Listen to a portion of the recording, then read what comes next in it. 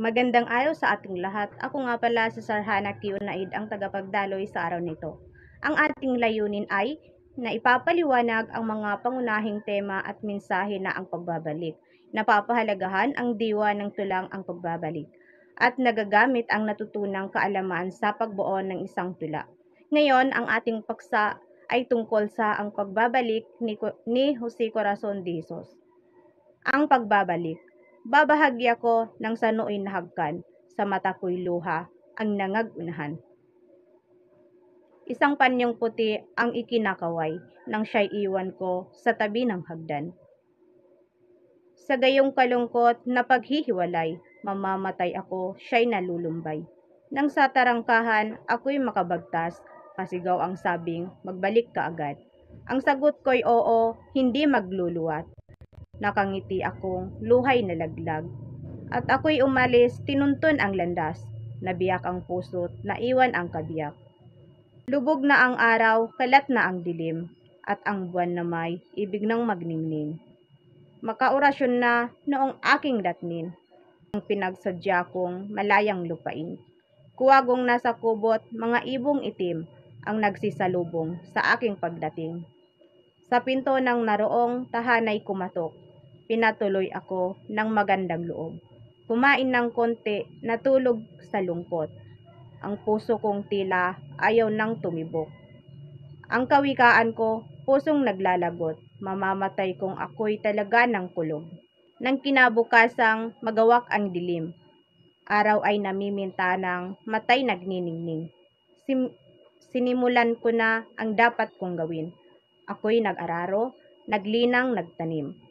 Nang magdidisyembre, tanim sa kaingin, ay ginapas ko na sa irog dadalhin. At ako'y umuwi, taglay ko ang lahat.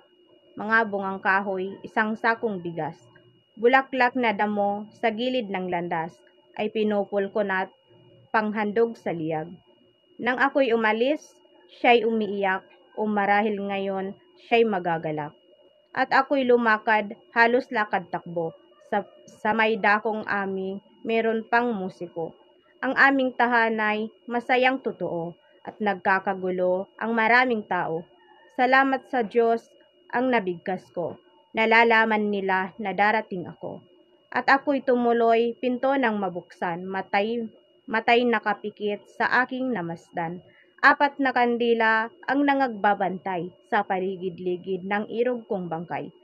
Mukhang nakangiti at ng aking hagkan, para bang sinasabing irog ko paalam. Naman ay dadako tayo sa pagsusuri ng tulang ang pagbabalik ni Jose Corazon de Jesus. Ang tulang ang pagbabalik ay isa sa mga tula ni Jose Corazon de Jesus ay tumatalakay sa masaklap na karanasan sa pag-ibig. Ipinapakita nito ang kwento ng dalawang magkasintahang lubos ang pagmamahalan. Ngunit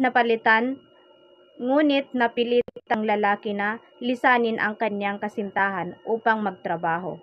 Sa kabila ng hirap at pagod, siya ay sabik na makabalik upang muling makasama ang minamahal. Ngunit sa kanyang pagbabalik, hindi inaasahang trahedya ang sumalubong sa kanya, na kung saan ang kanyang iniibig ay wala na at nasa loob na ng kabaong. Ngayon naman ay pag-uusapan natin ang impormasyon tungkol sa tula. Ang may akda dito ay si Jose Corazon de Jesus, na kung saan sinulat niya ito noong 1924. Sinulat ni de Jesus noong siya ay 28 taon. At ang uri ng tula ay tulang liriko o tulang damdamin, na kung saan may sukat at tugma. Tradisyonal na anyo ng panulaan, ang tema nito ay pagmamahal sa minamahal, pangungulila at kalungkutan, sakripisyo at pagsusumikap, trahedya at hindi inaasahang kaganapan. Dadako naman tayo sa tema at paksa ng tula. Una ay pagmamahal sa minamahal. Ang pangunahing tema ng tula ay ang wagas at tapat na pagmamahal ng persona sa kanyang iniibig. Ipinapakita niya ito sa pamamagitan ng kanyang pagsusumikap at pananabik na muling makasama ang minamahal. Halimbawa, At ako'y umuwi, taglay ko ang lahat. Mga bungang kahoy, isang sakong bigas. Bulaklak na damo sa gilid ng landas ay pinupul ko na't panghandog sa liyag. Pangalawa naman ay pangungulila at kalungkutan. Ipinapakita ng tula ang damdamin ng pangungulila matapos iwan ang minamahal. Habang siya ay nasa malayong lugar at nagtatrabaho. Patuloy siyang nalulungkot, nag-aalala at nananabik na muling makasama ang kanyang iniibig. Halimbawa, kumain ng konti, natulog sa lungkot. Ang puso kong tila ayaw nang tumibok. Ang pangatlo naman ay sakripisyo at pagsusumikap. Ipinapakita sa tula ang tiyaga ng persona sa pagtatrabaho para sa kinabukasan nila ng kasintahan. Isa itong patunay ng tunay na pag-ibig na handang magsakripisyo. Halimbawa na lang, ako'y nag-araro, naglinang nagtanim, nang magdedesyembre, tanim sa kaingin, ay ginapos ko na't sa irog dadalhin. At ang pang-apat naman ay trahedya at hindi inaasahang kaganapan sa kanyang pagbabalik. Hindi kasiyahan ang sumalubong kundi isang trahedya ang pagkamatay ng kanyang minamahal. Isa itong matinding pag-ikot ng damdamin mula sa pag-asa patungong dalamhati. Halimbawa na lang, 4 na kandila ang nangagbabantay sa paligid-ligid ng irog kong bangkay. Ngayon naman ay dadako tayo sa estruktura at estilo ng pagsulat na gumamit ng sukat at tugma na kung saan ang estropa ay sintito 6 at may 12 na sukat. Gumamit din ng mga malinaw na paglalarawan ng kalikasan bilang simbolismo upang magpahayag ng mga emosyonal na damdamin ng persona. Halimbawa, ang paglalarawan ng dilim at buwan, mga ibong itim at mga tanawin ay nagpapahayag ng kalungkutan at kawalan ng pag-asa na nagiging sagisig ng malungkot na kalagayan ng persona. May matulaing tono at damdamin na nagpapahayag ng pagmamahal at pangungulila. Gumamit si De Jesus ng masining na pahayag upang magsalaysay ng isang kwento ng pag-ibig, sakripisyo at pagdurusa.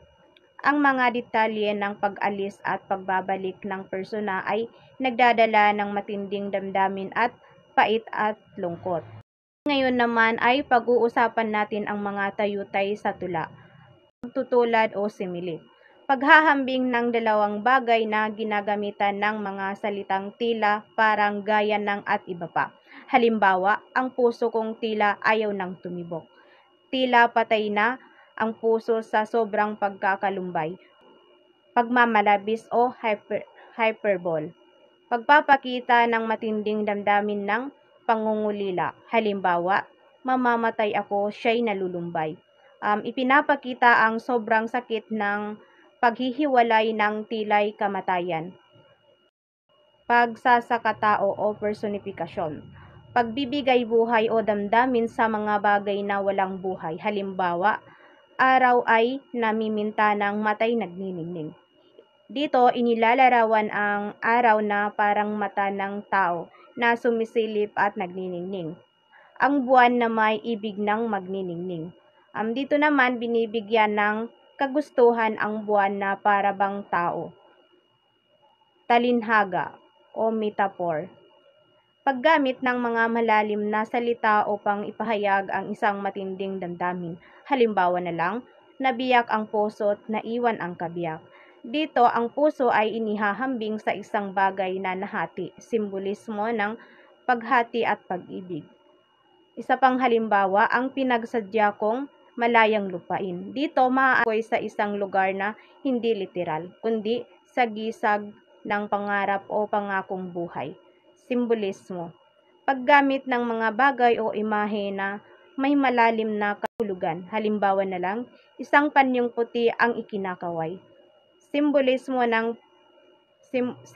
ng pamamaalam, kalinisan o pag-asa. Halimbawa na lang, 4 na kandila ang nangagbabantay. Dito, tradisyonal na simbolismo ang burol o kamatayan. Bulaklak na damo sa gilid ng landas ay pinupulkon at panghandog sa liyag. Ang bulaklak ay simbolo ng pagmamahal at pag-aalala. Ngayon naman ay dadako tayo sa mensahe at aral ng tula.